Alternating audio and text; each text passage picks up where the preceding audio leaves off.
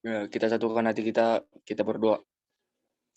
Terima kasih Tuhan atas berkat yang Kau berikan kepada kami di siang hari ini, Tuhan. Tuhan, sebentar lagi kami ingin memulai pelajaran yang diberikan oleh Bapak dosen kami. Kiranya Engkau memberkati kami dan melindungi kami.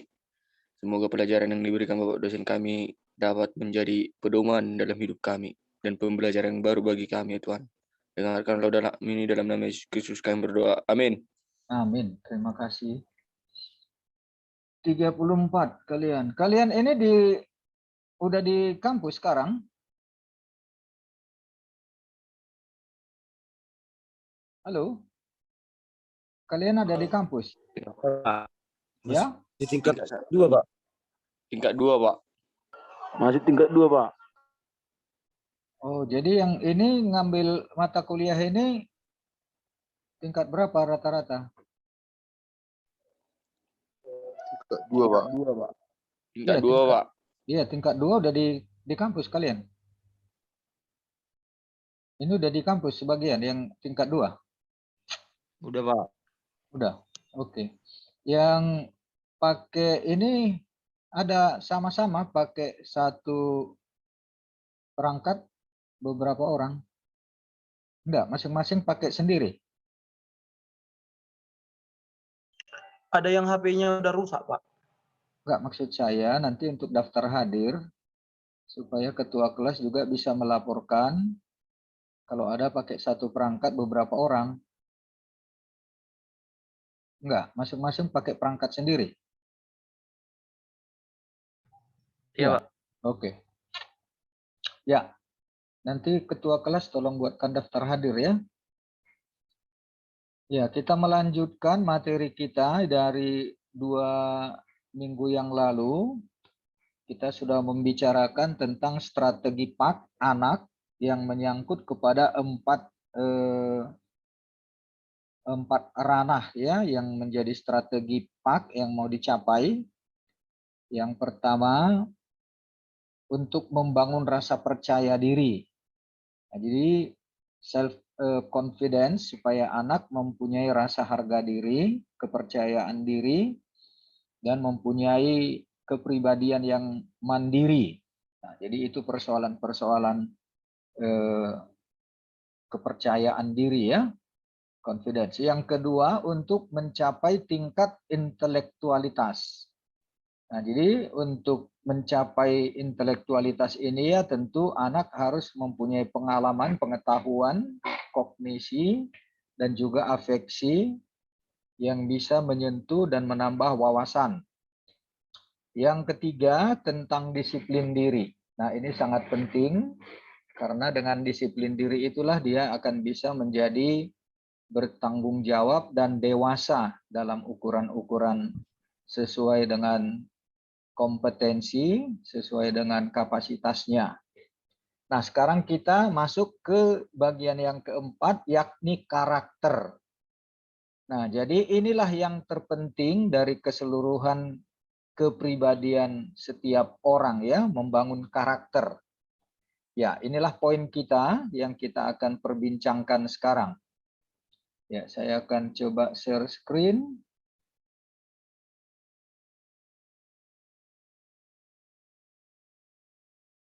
Membangun karakter.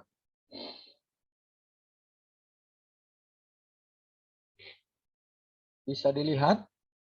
Sudah terlihat di layar? Bisa, Pak. Bisa, Pak. Oke. Ya, membangun karakter. Karakter adalah keyakinan dalam suatu sistem mutlak antara benar atau salah yang dikombinasikan dengan keinginan untuk melakukan apa yang benar terlepas dari masalah persoalan untung rugi. Nah, jadi inilah menjadi sebuah kepribadian seorang yang takut akan Tuhan ya. Jadi karakter yang mau dibangun itu dia tahu apa yang benar, apa yang salah, dan dia akan tetap melakukan apa yang benar tanpa memperhitungkan untung ruginya. Nah, jadi ini sangat penting karena memang untuk itulah sesungguhnya iman dan kebenaran firman Tuhan yang kita sampaikan dan dipelajari oleh setiap orang ya. Nah, jadi untuk anak itu menjadi seorang yang berkarakter, dia harus mengenal Tuhan dan tahu apa yang benar, apa yang salah, dan melakukan apa yang benar tanpa harus memperhitungkan untung rugi. Nah, jadi dengan demikian maka karakternya adalah karakter yang otentik tanpa mempertimbangkan situasi atau kepentingan motivasi-motivasi yang tersembunyi. Nah, jadi ini yang terpenting dari seluruh tujuan pembelajaran sebenarnya. Nah, sekarang bagaimana strateginya untuk membangun sebuah karakter yang takut akan Tuhan? Langkah awal membangun karakter. Nah, di sini kita bisa melihat bagaimana langkah-langkahnya supaya setiap anak mempunyai karakter, mengerti tentang apa yang baik dan buruk, apa yang dikehendaki oleh Tuhan. Takut akan Tuhan ya. Yang pertama langkah-langkahnya akuntabilitas. Bagaimana rasa tanggung jawab anak atas tindakan-tindakan yang dilakukannya. Nah, karena itu orang tua atau pendamping menanamkan rasa bertanggung jawab atas perilaku dan mengajarkan kepada anak apa yang benar dan yang salah. Nah, jadi dengan rasa tanggung jawab ini setiap anak akan dewasa secara ukuran perkembangan mental dan moralnya ya. Nah, jadi setiap orang juga akan diukur dengan rasa tanggung jawabnya bagaimana seseorang. Nah, jadi terutama juga untuk anak. Nah, jadi bagaimana seorang anak mempunyai rasa tanggung jawab untuk dirinya dan lingkungannya. Nah, jadi dengan demikian seorang anak akan tetap membangun dirinya dengan rasa tanggung jawab dan harus membuat apa yang dia lakukan itu dipertanggungjawabkan.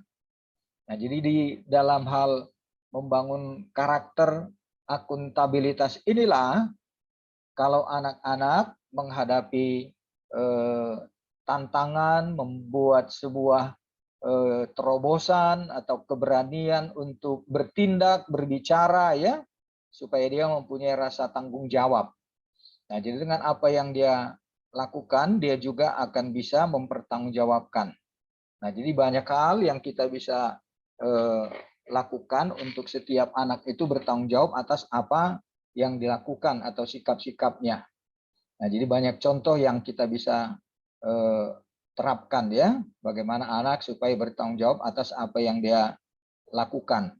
Jadi sesuai dengan perkembangan kepribadian, pertumbuhan mental, moral, dan umurnya sesuai dengan ukuran kedewasaannya, setiap anak akan mempertanggungjawabkan dan bertanggung jawab terhadap apa yang dia lakukan. Kemudian dengan membangun karakter, orang tua harus membangun anak menjadi orang yang dapat mengetahui mana yang benar dan yang baik, yang benar dan yang salah ya, dan memiliki kemauan untuk terus mempraktekkan yang benar.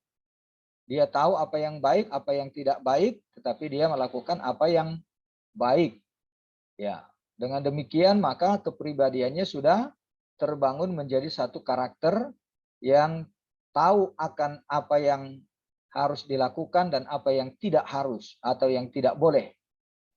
Ya, jadi dengan karakter inilah seorang anak itu akan dewasa. Kedewasaan setiap anak itu diukur dari karakternya, bagaimana dia mengetahui apa yang baik dan yang tidak baik. Kemudian karakter memaafkan. Nah, jadi setiap anak diajar untuk juga memaafkan karena setiap orang dengan segala kesilafan, dengan keterbatasan, dan dia sendiri juga mempunyai kesalahan, mempunyai keterbatasan yang mampu dan segera minta maaf.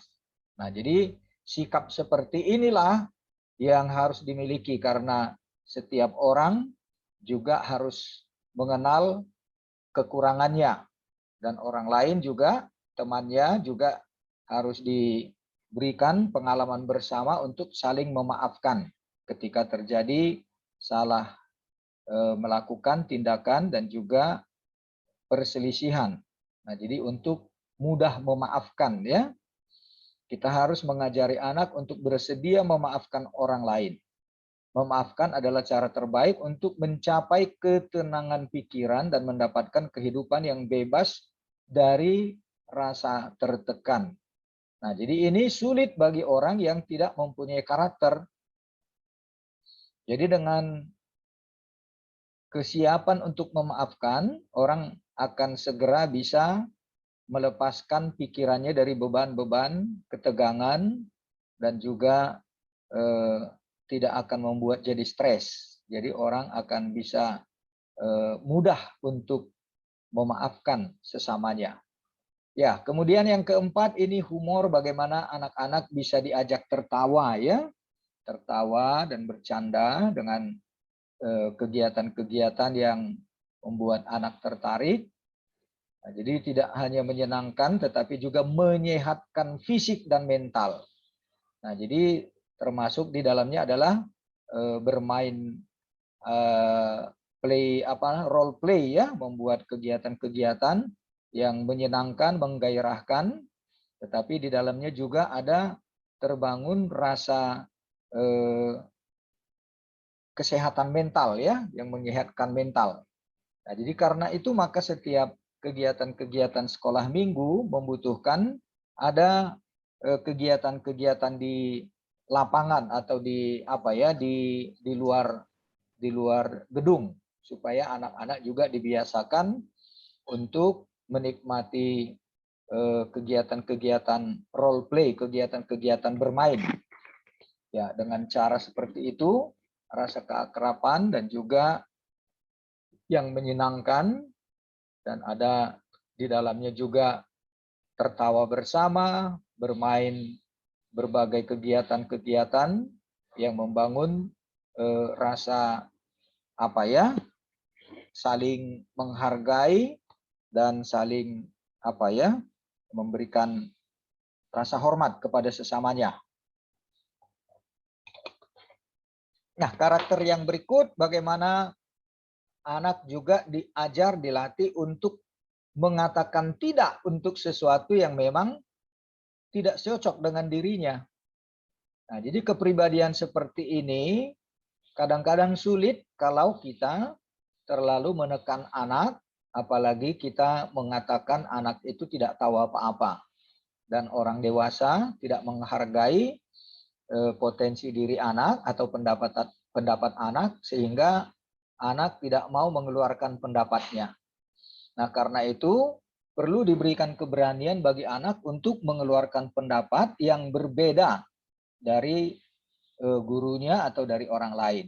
Nah, ini menjadi kekuatan karakter ketika mereka dewasa. Seorang anak akan menjadi sebuah pribadi yang jelas, tegas dengan apa yang sesuai dengan kepribadiannya. Nah, jadi seperti itu juga rasa percaya diri ya. Bagian yang pertama kemarin itu, rasa percaya diri itu kalau dia sudah mempunyai standar tentang kebenaran, tentang kepatutan, tentang hal-hal yang harus ya. Nah, karena itu dia harus berani mengatakan tidak kalau memang tidak sesuai dan jangan dibatasi. Nah, jadi berani mengatakan tidak supaya anak-anak juga mempunyai kepribadian yang dapat dihargai pendapatnya dan dia juga bisa menolak kalau pendapat yang tidak sesuai dengan pendapatnya. Kemudian respect, rasa hormat ya kepada teman-temannya. Nah, jadi semua ini adalah bagian dari membangun karakter bagi anak. Nah, kalau dia berbicara supaya anak-anak dapat bisa menunjukkan rasa hormat mereka terhadap sesama. Nah, jadi seperti itu juga kalau misalnya dibuat kegiatan-kegiatan diskusi di kelas, dilatih mereka untuk bisa menghargai pendapat kawan dan mempunyai disiplin, membuat giliran berbicara, siapa yang berbicara supaya didengar. Kalau ada teman yang sedang berbicara, yang ada giliran berbicara, dia merasa dihormati, dihargai.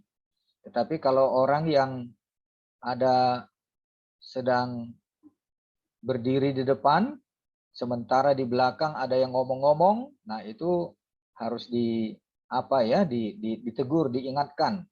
Nah, jadi cara seperti itu untuk membangun rasa percaya diri anak dan hormat kepada teman yang sudah mendapat giliran, rasa respect kepada orang sesuai dengan kepatutannya, kelayakannya.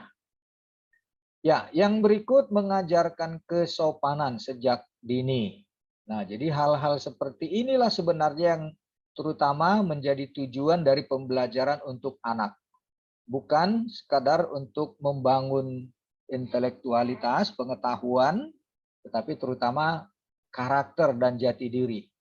Nah, jadi mengajarkan kesopanan kepada anak, berperilaku yang baik dimulai sejak anak dalam berbicara, dalam mendengarkan, dan juga dalam bertindak. Dalam kegiatan apapun yang dia lakukan, dia mempunyai rasa sikap sopan ya.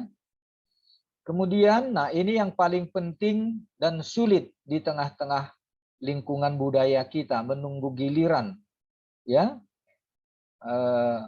membuat semacam barisan antri itu paling sulit di kita ini.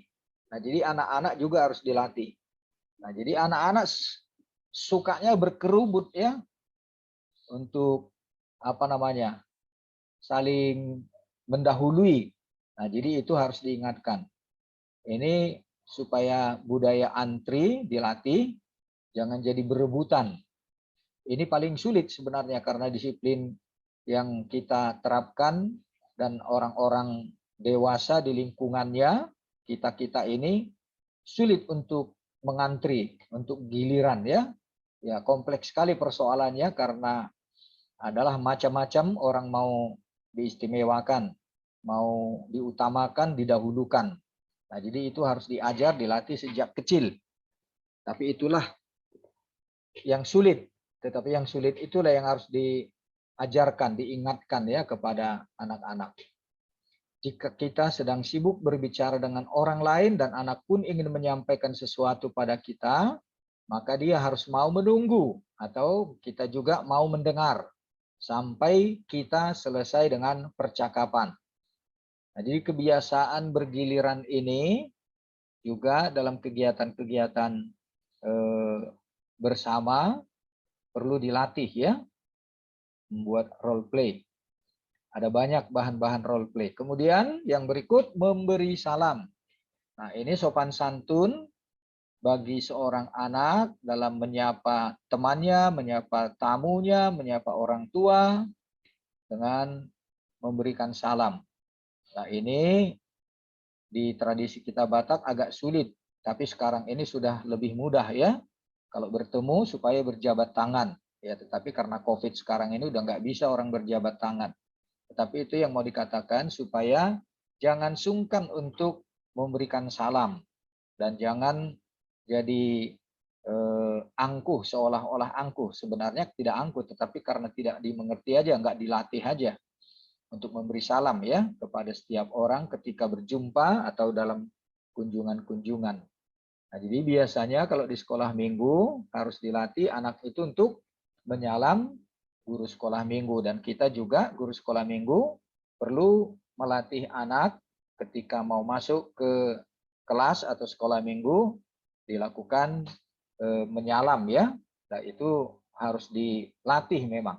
Kalau tidak, anak-anak juga akan terbiasa dengan berserabutan tanpa peduli dengan orang-orang di sekelilingnya, terutama dengan gurunya. Nah, jadi kalau ada tetangga-tetangga Muslim, ya ada baiknya ya, yang mereka cium tangan. Nah, tetapi jangan dimaknai dengan yang negatif ya. Cium tangan jangan jadi seolah-olah itu sebagai menyembah, tetapi hanya rasa hormat, jangan berlebihan. Nah, kemudian mempersilahkan dan meminta. Nah, jadi selalu minta tolong. atau maaf, tolong ya, maaf ya gitu. Kita pun harus menjelaskan etika saat kita meminta atau menyuruh orang lain. Minta tolong buat begini gitu ya. Jadi anak-anak juga terbiasa terlatih untuk dihormati dan menghormati. Ya kalau bahasa Bataknya satabi gitu ya. Nah, minta tolong, maaf, permisi gitu. Mempersilahkan ya dan meminta. Ya mengucapkan terima kasih. Nah, yang terakhir, yang berikut, anak sopan, seringkali orang tua menghabiskan lebih banyak waktu terfokus pada pendidikan anak untuk menyadari anak itu bertumbuh mulai dewasa dengan kepribadian yang sudah matang, ya, rasa percaya diri, sopan santun, dan kepada apalagi nanti kalau sudah dewasa dia. Nah, jadi dari sejak kecil dia sudah dilatih untuk sopan santun ya. Ya, ini beberapa kegiatan lagi bertelepon misalnya saat ada tamu atau memperkenalkan diri, mengucapkan terima kasih. Nah, itu beberapa tindakan yang bisa dilakukan ya ketika anak sudah terlatih dengan sopan santun, maka pada saat-saat bertelepon misalnya ada tamu, bertemu dengan orang yang baru, memperkenalkan diri, dan minta maaf, minta tolong, mengucapkan terima kasih. Yaitu bagian dari sopan santun yang harus dibangun bagi anak. Ya, oke. Jadi dari karakter ini, kita membangun bagaimana strategi PAK bagi anak itu boleh menjadi sesuatu yang membangun kepribadian anak berkarakter. Tahu dia apa yang baik dan apa yang tidak baik, dan dia tetap mempertahankan melakukan hal-hal yang baik dengan konsekuensi-konsekuensi yang harus dia terapkan ya pada dirinya. Ya, oke. Jadi hal-hal seperti ini menjadi bagian dari strategi untuk PAK anak. Nah, jadi selain dari yang 3 lagi, confidence, membangun kecerdasan, juga disiplin, yang terakhir ini karakter, supaya seorang anak itu betul-betul mempunyai kepribadian yang lengkap, yang utuh dalam perkembangan iman dan kepribadiannya. Ya, saya pikir ini dari bagian yang kita sudah harus selesaikan dari beberapa minggu yang lalu. Tetapi intinya yang saya harapkan dengan materi strategi PAK anak ini, bagaimana kita dalam pendampingan atau mengajar anak sekolah minggu, mereka bisa mempunyai rasa percaya diri dan juga kecerdasan dalam berbagai gagasan, wawasan, keterbukaan, pengetahuan-pengetahuan yang baru, yang membuat mereka juga bisa secara intelektual mempunyai pengalaman yang sudah dapat dirasakannya ya ketika mereka diasuh dalam sekolah minggu. Kemudian dalam disiplin, terakhir dalam karakter. Ya, bagaimana dari bagian karakter ini? Atau ada yang dari bagian-bagian sebelumnya, confidence, rasa percaya diri, intelligence, kecerdasan, disiplin, dan karakter yang sudah kita bicarakan ini. Ya, inilah yang menjadi bagian dari strategi PAK itu ya, strategi pembelajaran PAK bagi anak-anak supaya kecerdasan dalam membangun kepribadian anak itu menjadi utuh. Yuk, ada yang mau memberikan tanggapan atau pertanyaan dari pengalaman atau pengamatan yang pernah kalian rasa atau lihat bagaimana mempraktekkan ini dalam pembelajaran PAK anak di sekolah minggu atau di sekolah di mana kita pernah mengikuti kegiatan-kegiatan anak. Yuk, silakan. Kita bisa pakai kesempatan untuk berdiskusi, memberikan tanggapan atau pertanyaan.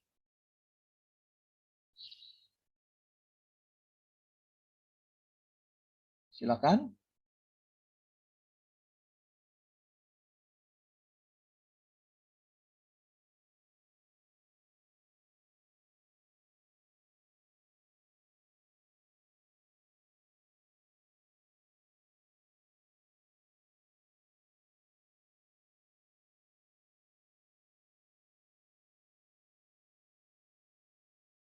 Halo. Silakan, ada tanggapan, pertanyaan.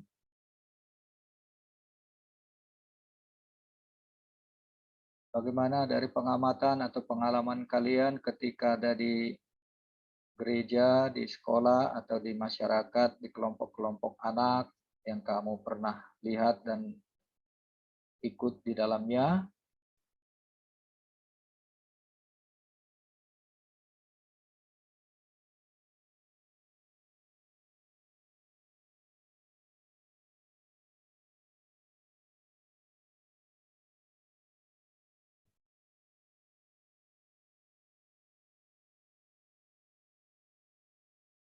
Bisa didengar dengan baik?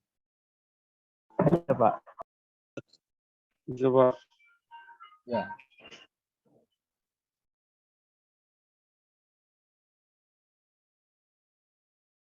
Silakan, siapa yang mau memberikan pertanyaan, tanggapan? Bukan. Si Oking, Oking. Terima kasih, Pak. Pertanyaan saya seperti ini, Pak. Bagaimana tanggapan Bapak dan bagaimana seharusnya tanggapan kita yang sudah mempelajari hak anak ini terhadap seseorang yang suka mengadu ketika diperingatkan oleh orang lain. Misalnya, saya memperingati teman saya atas kesalahannya, tetapi karena dia tidak suka dengan apa yang saya katakan, dia langsung mengadu kepada orang lain, bahkan kepada orang tuanya. Terus orang tuanya datang kepada saya tanpa sepengetahuan orang tua tersebut langsung memarahi saya seperti itu, Pak. Bagaimana seharusnya orang tua itu bersikap dan bagaimana seharusnya respon kita yang sudah mempelajari anak ini, Pak. Terima kasih, Pak. Iya, itu udah kesalahan fatal itu buat orang tua kalau seperti itu. Nah, jadi disinilah tantangan kita tadi, karena memang yang menjadi krisis budaya kita sekarang, apalagi juga karena semakin ditegakkannya hak asasi manusia ini, tetapi justru jadi kebablasan, kelewatan gitu ya. Nah, jadi orang tua juga terlalu membela atau mengampini anak. Nah, jadi anak ini juga ya kan selalu dia akan mau mengadu dan mungkin akan hal-hal yang kurang baik terus dilaporkannya kepada orang tuanya. Nah, jadi kalau orang tua yang bijak mestinya dia mendengar, ya tidak harus langsung komplain kepada gurunya. Itu kesalahan fatal itu buat orang tua. Nah, inilah hal-hal yang tadinya seperti yang minggu-minggu lalu sudah saya ingatkan, bagaimana tanggung jawab orang tua kepada anak dan juga dalam pendidikan yang diikuti oleh anak di sekolah minggu ataupun di sekolah. Nah, ini rasa sosial orang tua itu sudah krisis itu. Kalau orang tua jadi hanya mendengar dan hal-hal yang negatif dari anak dan langsung komplain kepada gurunya ya. Nah, kecuali kalau memang ada kekerasan yang dilakukan kepada si anak. Tapi kalau bukan kekerasan, ya guru tidak harus komplain. Tetapi ya justru itu yang membuat guru harus lebih mendekatkan anak itu kepada gurunya. Jangan diapi nih, jangan dibela-bela ya. Nah, itu kesalahan fatal orang tua. Nah, tetapi inilah juga termasuk menjadi krisis moral di antara jemaat atau masyarakat kita. Karena orang tua kita ini sekarang kan tidak lagi merasa tanggung jawab kepada anak-anak yang ada di sekitarnya. Jadi tidak seperti yang dulu lagi, anak saburu sudah kan. Nah, jadi ini yang harus kita memang didik juga orang tua. Jadi memang ini rumitnya. Makanya seperti yang saya katakan, kalau kita bicara tentang anak, ya kita juga menyangkut kepada banyak hal, menyangkut juga kepada orang tuanya, dan bagaimana ketika mereka juga harus mempersiapkan anak ketika hendak menikah ya, untuk menjadi seorang orang tua yang akan mempunyai anak. Nah, itu kompleks sekali persoalan. Tetapi ketika kita menghadapi seperti ini, yaitu juga bagi kita sebagai guru sekolah minggu lah ya, atau lagi nanti kalau kita menjadi partohonan, ya itulah kita harus membina kepada jemaat kita supaya jangan lagi seperti itu sikapnya. Dan itu krisis moral yang terjadi di tengah-tengah masyarakat kita sekarang. Nah, inilah kompleksnya kesulitan untuk membina anak. Nah, jadi kalau misalnya seperti itu setiap orang tua, ya mana mau lagi orang untuk mengajar anaknya. Apalagi kalau di gereja kan, guru sekolah minggu itu kan dia bukan karena digaji. Nah, jadi kalau orang tua langsung komplain-komplain seperti itu, kecuali kalau memang ada kekerasan yang dilakukan kepada anaknya ya.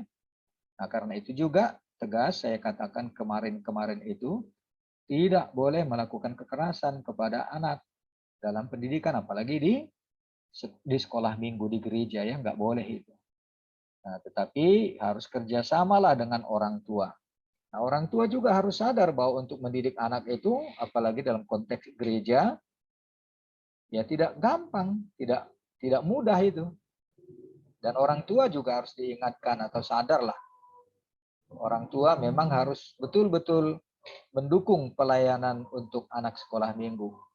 Nah, itu lain lagi kalau persoalan bagaimana seperti yang saya jelaskan minggu-minggu lalu itu ya, untuk membuat anggaran yang baik untuk anak sekolah minggu di gereja, ya orang tua juga harus bertanggung jawab.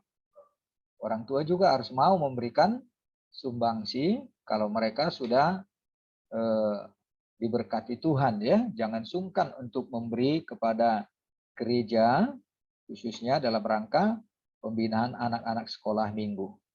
Nah, jadi karena itu sebenarnya memang cukup luas dan menjadi kompleks lah tugas tanggung jawab gereja, ya termasuk terutama parhaladu, partohonan, dan kita nanti sebagai pelayan full timer ya, kalian apalagi sebagai guru huria di jemaat. Nah, itu kompleks ya. Nah, jadi tidak segera kita bisa mengatasi itu, karena itu memang menjadi bagian dari kehidupan yang semakin merosot moralitas masyarakat kita, dan termasuk juga budaya kita tidak lagi kukuh ya, tidak kuat lagi.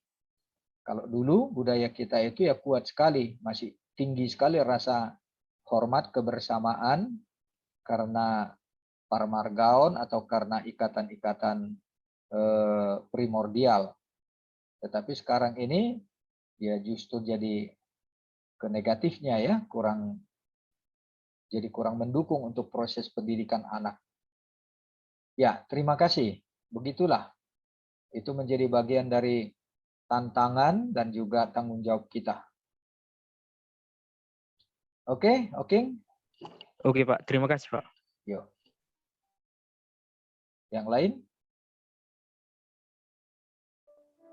Saya Pak, Daniel Francisco Silitonga Pak. Silakan Daniel.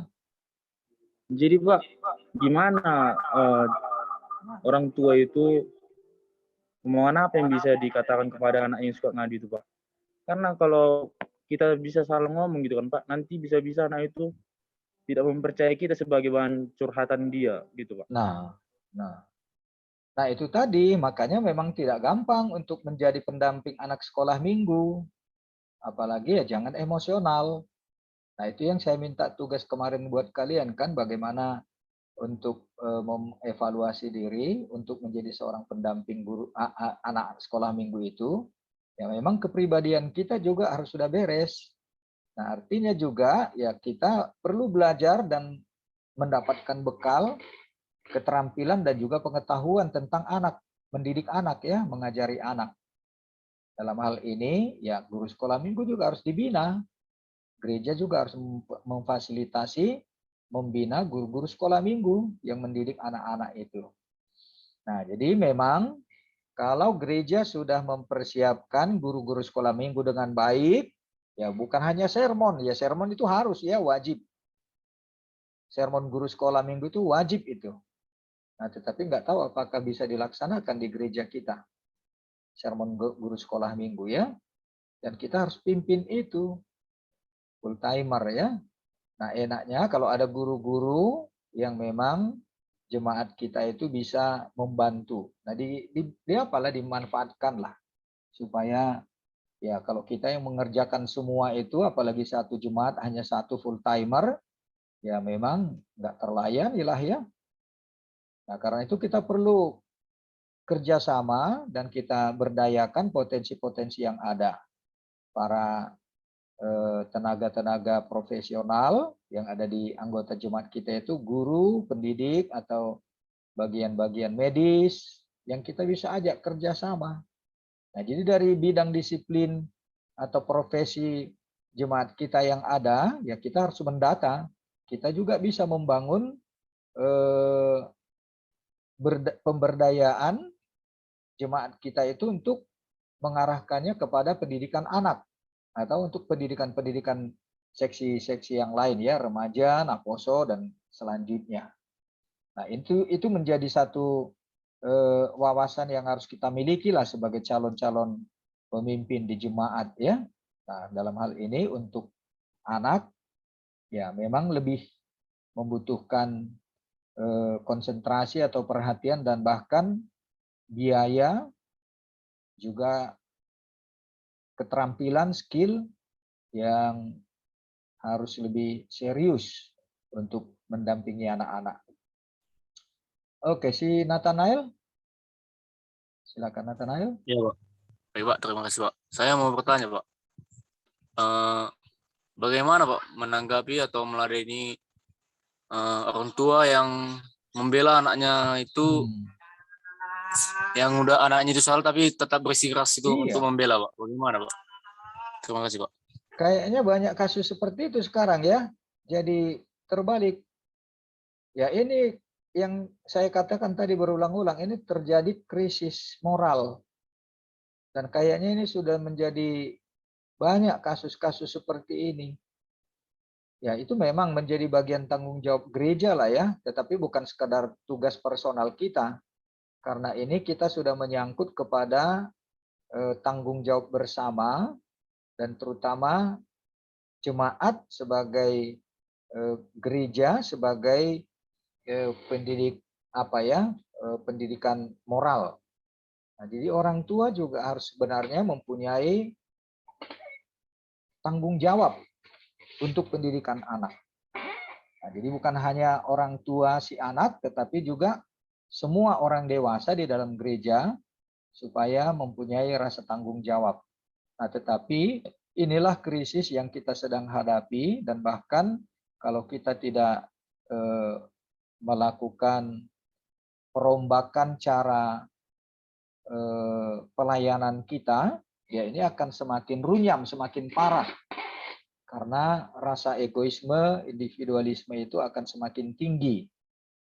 Nah, kemudian kita yang sudah mengerti ada banyak tanggung jawab, besarnya beban untuk mendidik anak ini, ya memang harus betul-betul dengan sepenuh hati, dengan kesabaran, ketelatenan, dan juga mempunyai wawasan untuk menangani anak.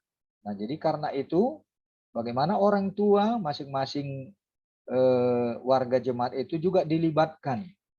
Nah, karena itu kita juga harus membina setiap warga jemaat kita. Saya pikir dengan menyadari tanggung jawab yang besar ini, kita akan harus melibatkan orang tua. Jadi jangan kita sendiri yang melayani. Tidak sanggup kita melayani itu. Kita harus libatkan para haladu, melibatkan orang tua.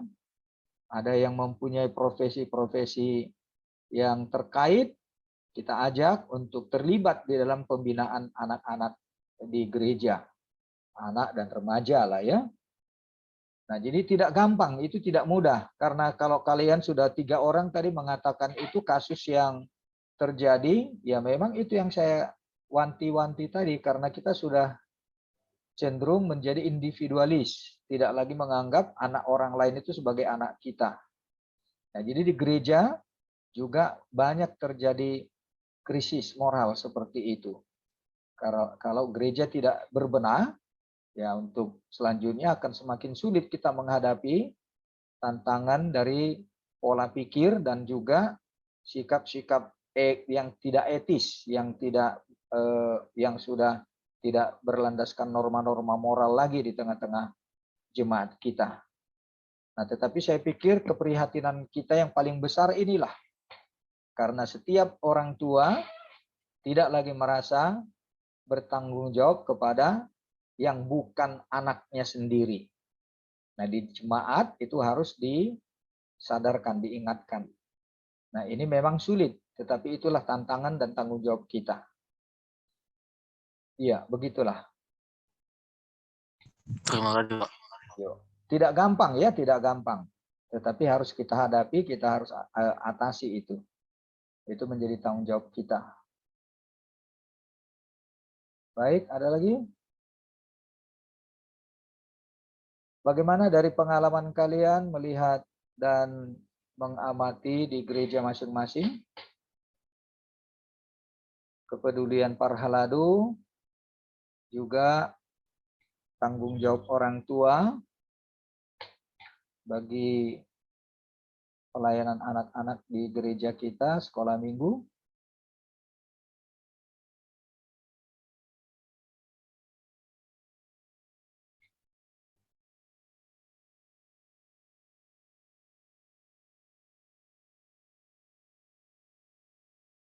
Ya, strategi yang 4 poin ini itu menjadi bagian skill yang harus dikerjakan dan dimiliki oleh setiap guru sekolah minggu, pendamping anak-anak ya di gereja. Karena dengan demikian maka kepribadian anak itu harus dibekali dengan keempat poin ini tadi.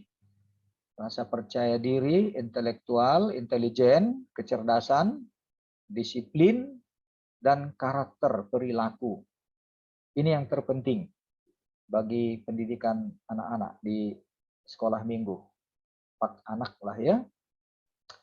Nah, tetapi tentu kalau di gereja itu ada kegiatan-kegiatan pendidikan lainnya, atau kita bisa menciptakan lah ya. Apakah di situ sudah ada sekolah gereja, milik gereja ya. Ya, itu juga harus dilibatkan pelayanan untuk Parhaladu terlibat di dalamnya. Kalau ada sekolah milik gereja ya. Atau kita bisa membuat semacam pendidikan-pendidikan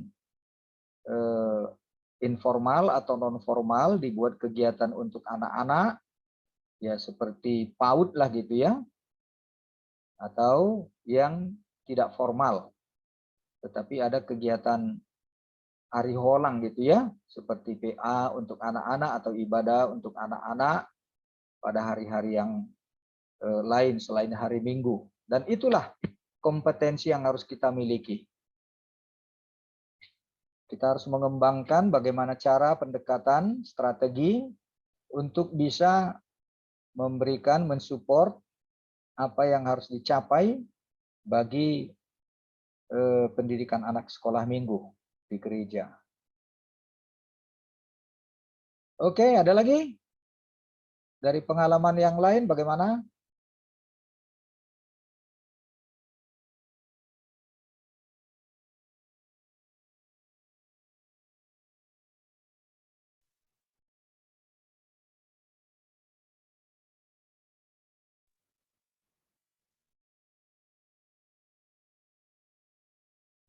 Yuk, yang kemarin tugas ada?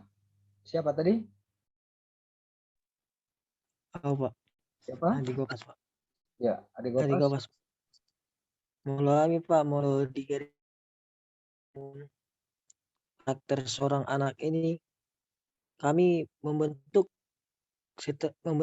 tim-tim dari Naposobul yang bersedia membagikan waktunya untuk membangun karakter anak sendiri, Pak. Jadi yang kami lihat sekarang ketika seorang anak lagi tidak menghargai orang dewasa, bahkan sering dikatakan dengan nama. Nah, jadi kami membangun karakter itu dengan kami buka seperti hari Selasa, kami membuka sesuatu di mana Ya. pengajaran. Dan ketika hari Jumat kami buka dengan metode juga, metode bercerita, dan kami ajarkan mereka bagaimana cara untuk tampil serta mandok hata dan cara menumbuhkan karakter mereka, Pak. Ya. Dan Ya. setelah itu kami bentuk di hari Sabtu mereka lah tampil. Bagaimana mereka melihat jati dirinya dengan menemukan karakter mereka sendiri. Kami ajak mereka, ya kami melihat hal ini, Pak, karena sudah jauh sekarang tindakan orang tua. Mungkin karena kesibukan orang tua bekerja, bahkan kurangnya minimnya pengetahuan orang tua zaman dulu. Karena ada juga orang tua yang tamatan SD dan mungkin saja itu, Pak. Ya. Sehingga kami hal seperti itu di gereja, Pak. Ya, bagus sekali. Nah, itu yang saya harapkan tadi. Untuk mencapai target strategi PAK itu, ya memang nggak cukup hanya hari Minggu. Kita harus membuat kegiatan-kegiatan ekstra. Nah, cuma kalau di perkotaan ya tentu akan berbeda. Atau di berbagai tempat yang berbeda, bisa berbeda tensinya kegiatan dari masing-masing jemaat ya. Atau mungkin kalau jarak dengan gereja, ada jarak. Nah, tetapi strategi-strategi seperti itulah yang perlu kita buat. Apakah di dalam satu kelompok lungguk atau RT gitu ya, di tempat-tempat yang kita bisa kumpulkanlah anak-anak. Nah, jadi saya sangat senang kalau kalian bisa melakukan seperti itu. Nah, kalau kalian juga sudah kerjakan ya puji Tuhan lah. Nah, ada banyak sebenarnya kesempatan tetapi kita tidak gunakan. Gereja ya tidak dikelola dengan baik. Nah, apalagi kalau ada perumahan-perumahan, kalau di perkotaan ya sudah banyak di perumahan ya. Nah, seperti kami di Siantar ini ada perumahan, tapi nggak ada dijangkau oleh gereja. Dari dulu itu nggak ada. Akhirnya ya digarap oleh karismatik. Nah, jadi setelah anak itu besar nanti ya gaya dia juga asupan-asupan rohaninya ya sudah lebih banyak dipengaruhi oleh karismatik. Ya kalau dia besar nanti ya apa yang bisa disalahkan? Karena gereja juga nggak melaksanakan itu. Nah, jadi ini bagian yang harus dibenahi oleh gereja. Karena itu memang membutuhkan anggaran yang lebih khusus untuk sekolah minggu untuk anak-anak. Karena tidak seperti orang dewasa, anak itu tidak bisa senantiasa datang sendiri ke gereja kan? Apalagi kalau punya jarak dengan gereja. Harus diantar-antar orang tua ya. Orang tua mungkin juga sibuk. Nah, akhirnya karena jauh jaraknya dari gereja, anak itu tidak aktif datang ke gereja. Atau mungkin hanya sekali-sekali saja. Nah, itu yang digarap oleh gereja-gereja yang lain. Nah, akhirnya kita sendiri yang juga susah. Kita mengeluh. Tetapi karena gereja nggak membenahi dari awal. Nah, jadi saya pikir kalau kita punya strategi yang baik, anak-anak itu juga akan orang tua juga akan dukung. Anak-anak juga semangat dan orang tua pasti akan mendukung juga. Nah, saya pikir dengan kegiatan-kegiatan seperti itulah strategi-strategi yang kita pelajari 4 poin ini bisa lebih diterapkan ya. Untuk menerapkan ini tidak cukup hanya pertemuan yang hari Minggu di gereja, nggak cukup itu. Pasti tidak akan cukup. Itu harus dilakukan di dalam kegiatan-kegiatan ekstra pada hari-hari yang lain juga ya, dengan berbagai aktivitas, strategi-strategi yang lain. Ya, bagus sekali Adik Gopas. Semoga itu juga pengalaman sharing yang bermanfaat buat teman-teman yang lain dan itu bisa dikembangkan untuk ke persekutuan anak-anak di tempat di jemaat yang lain. Terima kasih. Ada lagi? Saya, Pak. Nggak ada kelihatan siapa. Faisal Senturi, Pak. Oke, boleh dibuat present supaya lebih gampang untuk ini kalau mau bicara ya. Oke, Faisal, silakan. Begini, Pak. Bagaimana tanggapan kita Bagaimana tanggapan kita Pak terhadap anak-anak sekolah minggu yang bergereja di gereja kita sendiri, tetapi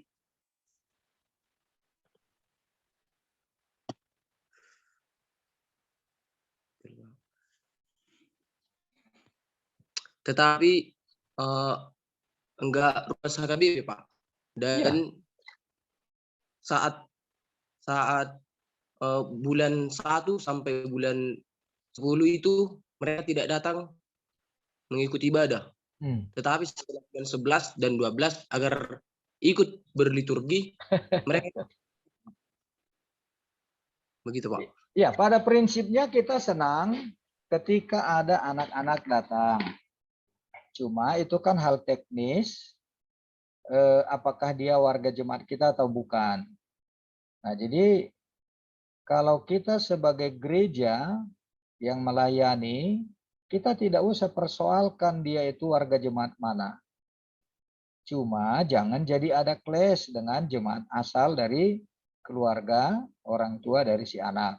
Ya tentu harus persetujuan dari orang tuanya.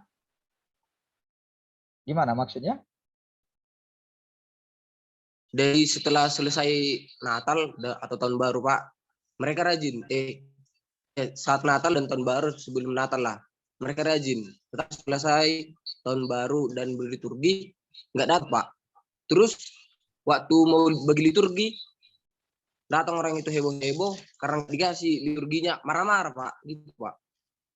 Nah ini memang ya termasuk bagaimana misi gereja. Gereja bermisi ya. Nah jadi kalau sudah selesai masa-masa Natal, ya mereka diikutkan sewaktu acara kegiatan-kegiatan Natal. Tetapi selesai itu ya harus juga dilanjutkan. Kita yang harus jemput bola. Nah jadi demikian juga anak-anak yang ada di lingkungan itu, kita akan bisa membuat grup di lungguk-lungguk atau tempat-tempat yang dimana anak-anak bisa dikumpulkan.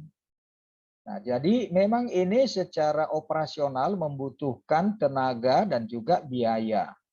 Nah, untuk itu tadi yang saya maksudkan, bagaimana gereja mempersiapkan anggaran yang betul-betul diperhatikan untuk anak. Termasuk itu, karena itu kan membutuhkan biaya.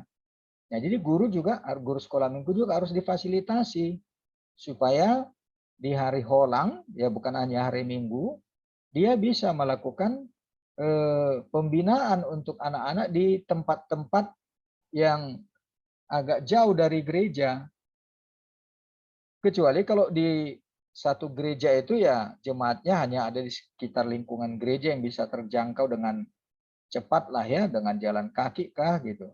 Tapi kalau tidak ya memang harus dipersiapkan juga fasilitas di tempat di mana anak-anak itu bisa dijangkau. Jadi harus kita keluar. Jangan anak-anak sendiri yang datang ke gereja. Nah, jadi metode-metode seperti ini yang kita sering terkendala karena memang kita menganggap bukan urusan kita. Nah, ini pola pikir yang tidak apalah ya, tidak sesuai dengan panggilan gereja kalau begitu.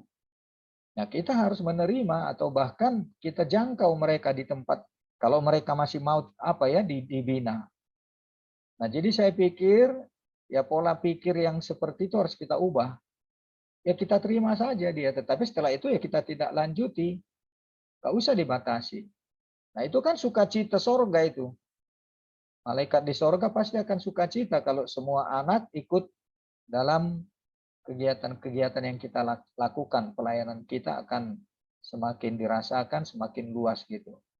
Nah, cuma masalahnya ya kita harus mempunyai fasilitas juga mampu mengelola pelayanan, waktu dijadwalkan, dan juga cara pendekatan yang menarik hati anak-anak.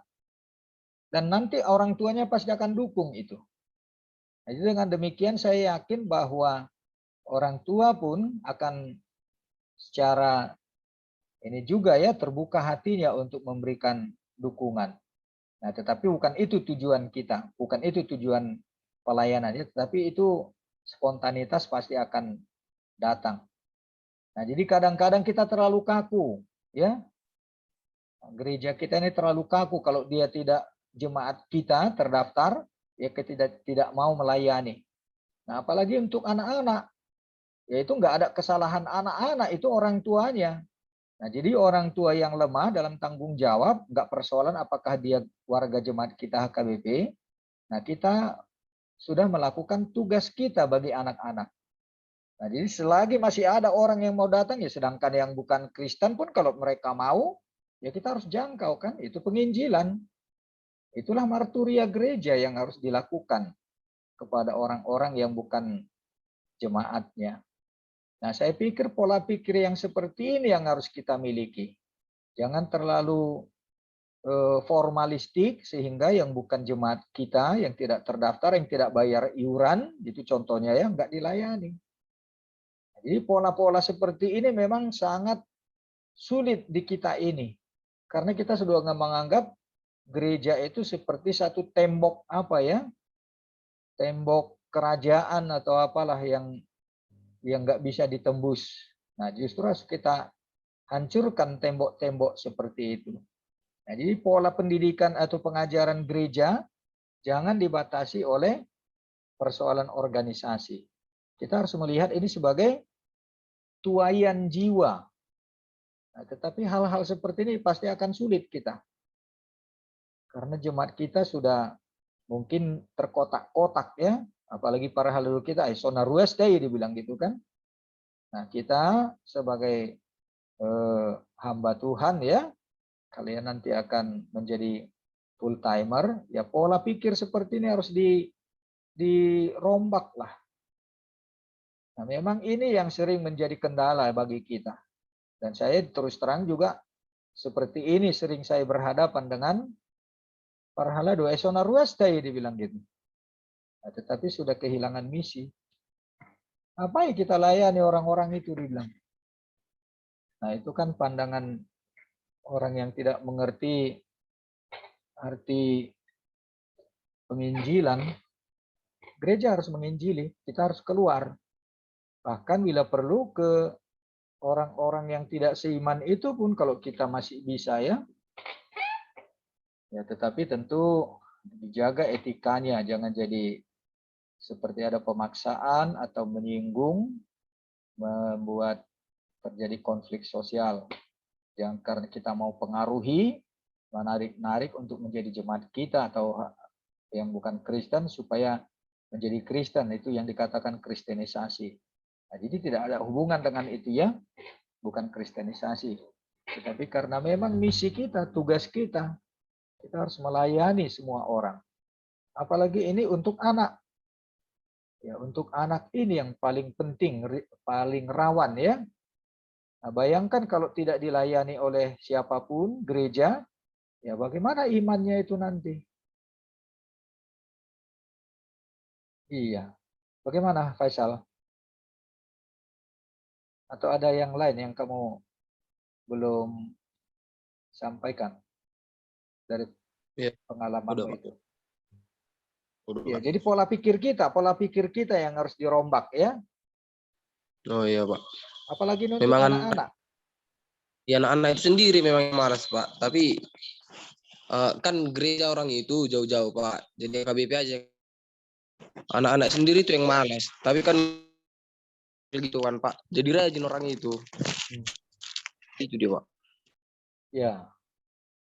Nah, jadi persoalan juga kok jadi jemaat kita yang malas, orang yang bukan jemaat kita jadi rajin gitu. Wah, itu sudah ada persoalan-persoalan yang harus dibereskan di situ. Itu maksudnya. Jadi jemaat HKBP sendiri dia tapi malas, yang bukan jemaat HKBP, contohnya ya, mereka mau ikut. Nah, itu udah ada sedikit harus lebih serius kenapa ada seperti itu. Berarti ada yang kurang beres dalam pelayanan internal kita. Oke. Ya. Terima kasih. Ada lagi?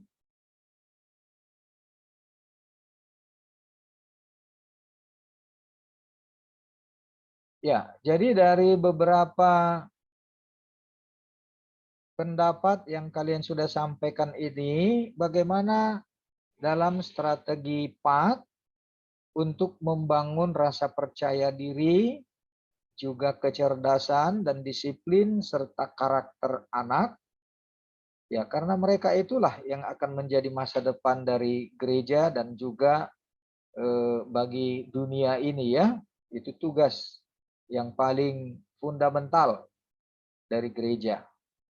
Nah, jadi persoalan-persoalan seperti kalian katakan tadi karena orang tua itu menjadi krisis moral yang semakin terasa di akhir-akhir ini.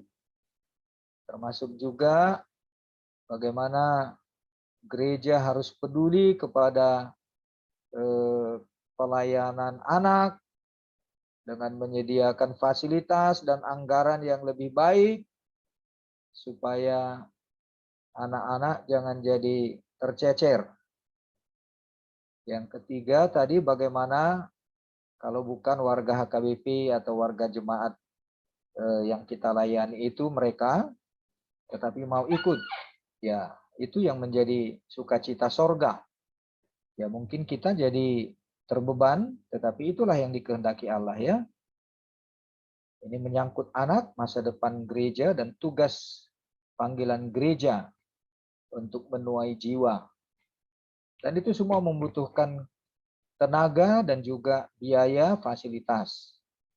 Nah, tentunya orang-orang yang sudah berkecimpung di sekolah minggu menjadi guru atau pendamping anak sekolah minggu, juga mereka harus mencintai pelayanan itu sebagai bagian dari kesaksian gereja ya, dan pelayanan gereja kepada semua orang.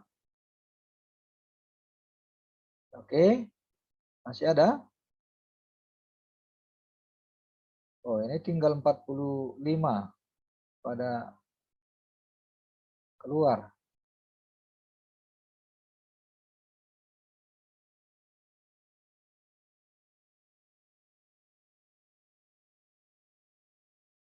Ya, tugas yang kemarin sudah semua diserahkan. Sudah, Pak. Sudah saya kirimkan, Pak, ke WA Bapak. Oke.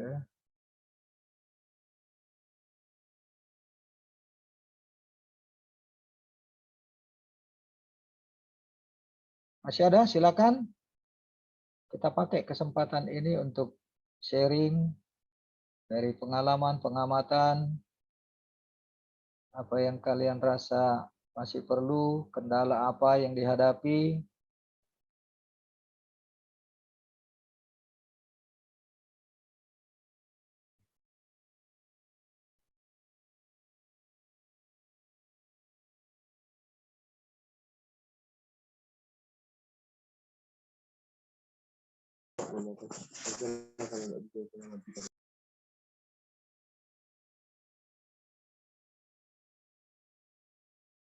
Sudah nggak ada lagi?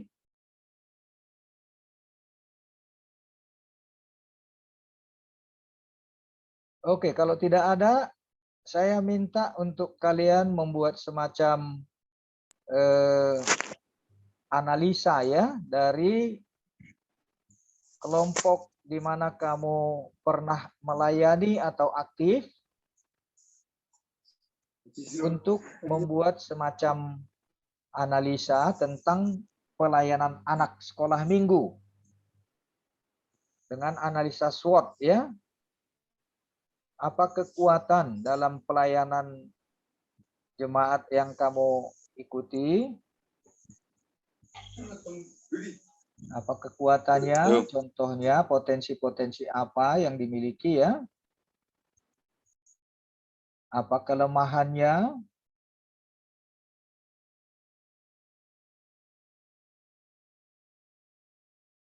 Apa potensi kendala? Kesempatan?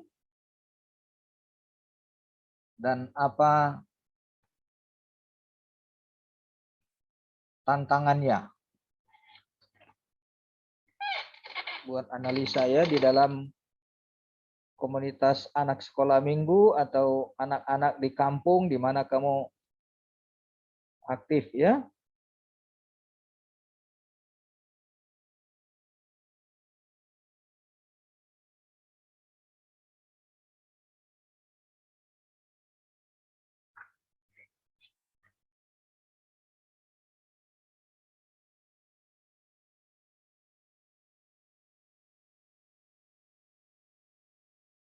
Bisa dipahami? Bisa, Pak. Udah tahu kalian SWOT? Bisa, Pak. Maaf Pak, bisa diperjelas Pak sekali? Ya. SWOT itu strength, kekuatannya apa?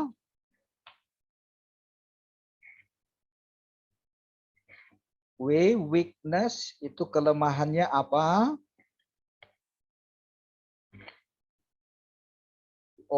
Opportunity, apa kesempatan yang bisa digunakan? Apa peluang-peluang? Nah, tentu itu kita akan bisa melihat potensi-potensi apa yang ada.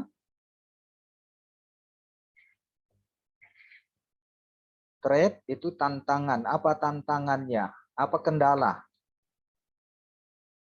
Nah, jadi kita melatih diri dengan menganalisa kondisi-kondisi yang kita hadapi, kita akan terbiasa nanti untuk membuat itu menjadi sebuah strategi dalam pelayanan ya. Apa kekuatannya? Ya tentu kita bisa melihat potensinya apa, minatnya bagaimana, berapa banyak anak, atau bagaimana sikap orang tua yang positif ya, yang positif. Atau ada tenaga-tenaga pelayan khusus, ada jemaat yang potensial, yaitu kekuatan ya, itu strength. Kemudian apa kelemahannya? Yang menjadi kelemahan itu tidak ada orang yang mau ikut melayani. Karena apa ya? Apalagi kelemahan yang lain. Jarak yang terlalu jauh dari gereja. Atau ada kegiatan yang berlebihan sehingga terlalu sibuk orang. Atau ada memang tradisi tidak peduli, itu kelemahan ya. Nah, kesempatan, peluang apa yang ada? Ada fasilitas, ada tenaga pengajar berapa orang, ada jemaat berapa yang mau ikut. Nah, jadi data-data itu menjadi bagian dari kekuatan atau kesempatan ya. Nah, tantangan ya mungkin karena kondisi ekonomi, karena ada banyak kesibukan, tetapi bisa diatasi. Nah, dengan demikian kita akan bisa mengatur strategi pelayanan kita. Ya, jadi dari materi yang kita bicarakan ini, strategi PAT, kita akan bisa membuat sebuah analisis apa kekuatan yang dimiliki oleh jemaat atau kelompok yang kita layani, kelompok anak itu ya. Apa kelemahannya? Apa kesempatan, peluang-peluang, opportunity apa yang ada yang bisa dikelola ya? Kemudian apa tantangannya yang bisa kita atasi ya? Tantangan. Nah, jadi karena itu saya tadi sudah menyinggung bagaimana kita sebagai pendamping anak sekolah minggu tidak hanya persoalan anak yang kita tangani, tetapi seluruh lingkungan luasnya itu adalah bagian dari strategi untuk Pak Anak. Karena tidak mungkin anak itu akan bisa dimajukan atau dididik dengan baik kalau tidak ada dukungan dari orang tua, ya seperti pengalaman yang kalian katakan itu tadi lah ya.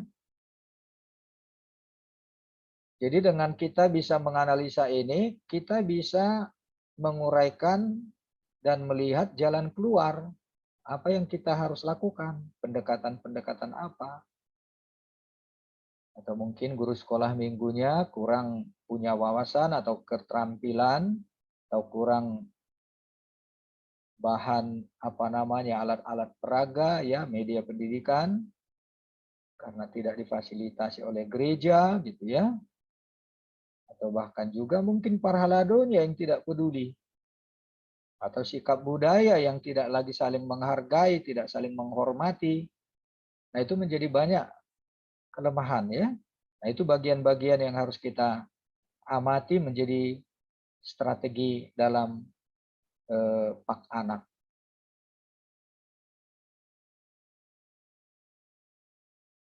Bisa dipahami?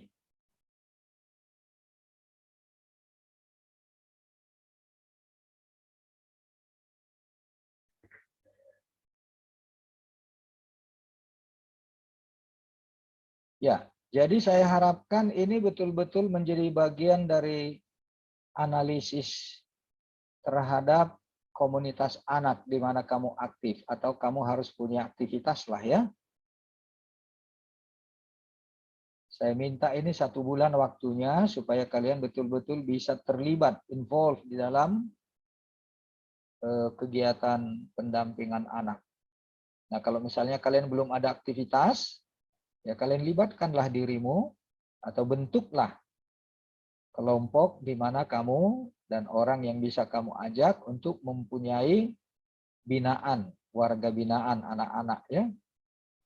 Atau kamu harus gabung kepada kumpulan anak yang sudah ada, apakah di Persau Tahun, di Lungguk gitu ya. Atau kalau memang sudah ada di gereja ya lebih mudah kamu untuk melibatkan diri.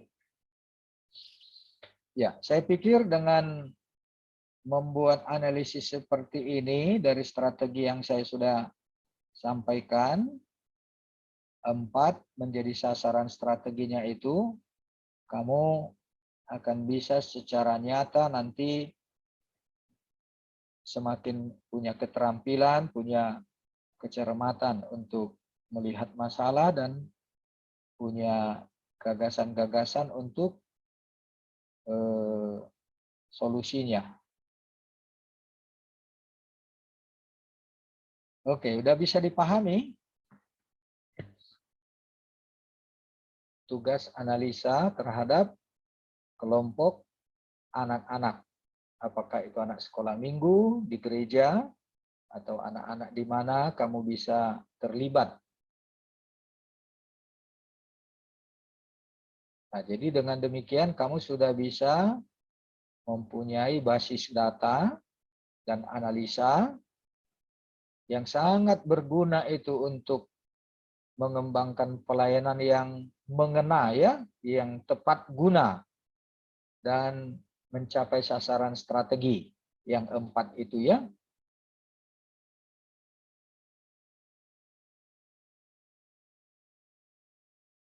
Ada yang mau bertanya? Ada hal-hal yang kamu kurang pahami?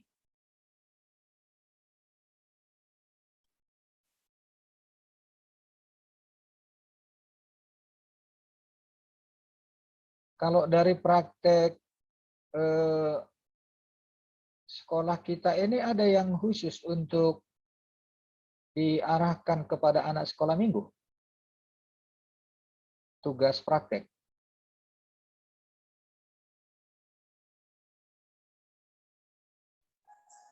Halo. Bagaimana, Victor? Pada masa kami Tembuk 2017 ada, Pak. Tapi hanya jangka 1 tahun saja bikin, Pak. Iya, itu yang saya maksud. Itu bukan satu mata kuliah?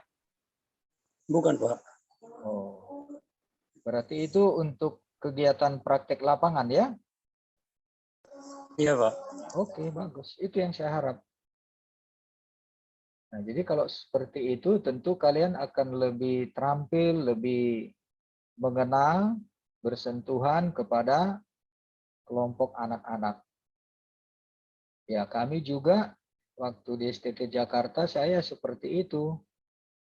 Waktu kami tingkat 1, selama tingkat 1 itu, jadi 1 tahun kita terlibat di dalam kegiatan sekolah minggu di salah satu gereja. Kemudian di tingkat 2 itu untuk remaja. Tingkat 3 kami ke masyarakat urban ya, masyarakat kota. Nah, di tingkat 4 itu sudah praktek di gereja ya, dalam pelayanan-pelayanan umum. Nah, jadi dengan demikian memang kita mengalami berbagai tahapan-tahapan pelayanan itu. Nah, semoga kalian dengan cara seperti itu, kalian sudah bisa mempunyai pengalaman. Nah, jadi situlah kita mengasah keterampilan dan kecerdasan-kecerdasan pelayanan kita. Oke, jadi itu tugas untuk 1 bulan ya, kalian membuat analisis apa kekuatan kelompok anak sekolah minggu ya, khusus untuk anak sekolah minggu.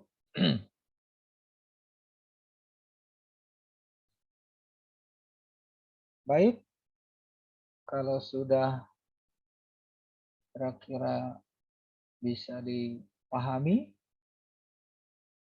tidak ada lagi yang mau ditanya atau kita mau diskusikan,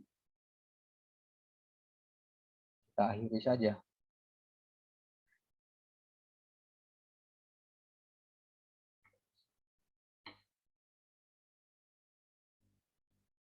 Ini tanggal 8. Kalau kita membuat analisis 1 bulan, 1, 2, 3, 4. Tanggal 5 lah ya.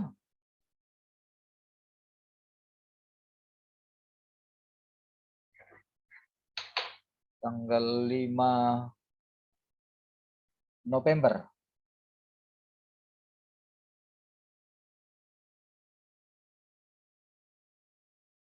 Jadi untuk tugas ini dikerjakan 1 bulan.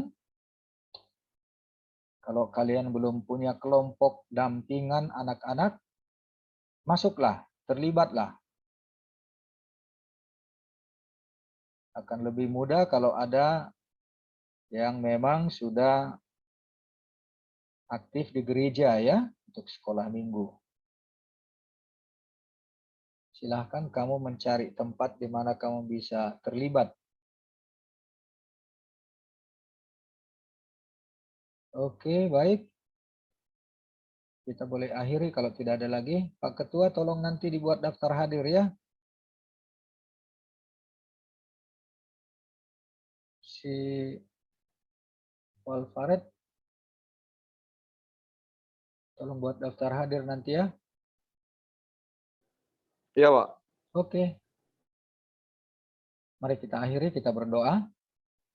Bapa di sorga, kami ucap terima kasih untuk kesempatan kami boleh melanjutkan kembali perkuliahan kami dalam rangka pendidikan anak sekolah minggu atau anak-anak di tengah-tengah gereja dan di masyarakat.